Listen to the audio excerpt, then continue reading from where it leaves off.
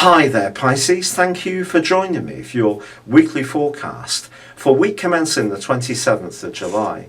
Last Friday there was a quarter moon in your sister water sign of Scorpio, which squared up with the Sun in Leo, and that influence is going to provide a backdrop through till Thursday of this week. It's saying to you that there could be a tendency this week to try to do too much, particularly at work. Don't try too hard.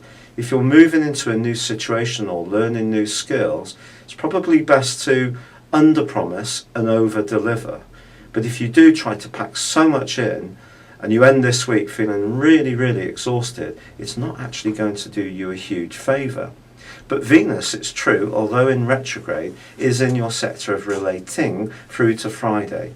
And it's possible that you're going to be giving out a very magical spell which other people can really respond to, and that can be good.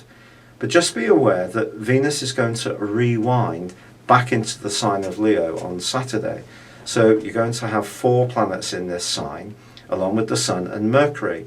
And also Jupiter, which is there, is squared up all this week by Saturn, and Saturn continues to do so at the weekend and then crunch tackles Venus too. So it's going to be important therefore that you're not trying to do so much that it affects relationships, your free time, that you're compromising through a spirit of sacrifice, which is a very Piscean kind of characteristic, that you're almost doing so much for someone's good cause that you're not really doing much for your own.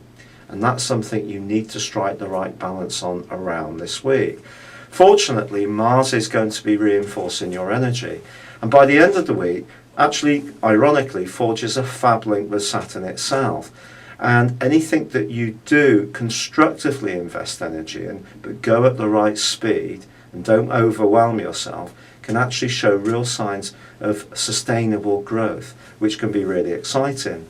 You can also find yourself being the surprise benefactor of some kind of windfall financially as this week closes as well. It could come from a tip or some kind of insight that someone's going to give you, or maybe a brainwave you're going to have yourself, but you may have to act quickly on it in order for it to work for you.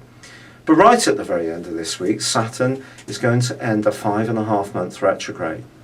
If you think back over that period, it's been going across 2 zodiac signs. Firstly, Sagittarius, which is all about obligations, responsibility, work, how you interact with the world at large.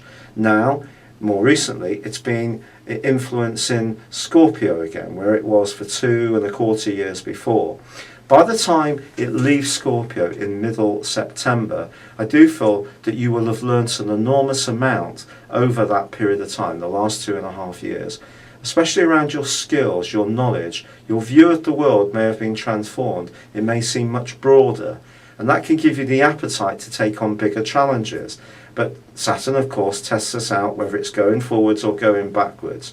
But for now, I do feel, as you end this week, you can let a little sigh of relief out. It's been a real pleasure being with you. Thank you for joining me. Good luck, and goodbye for now.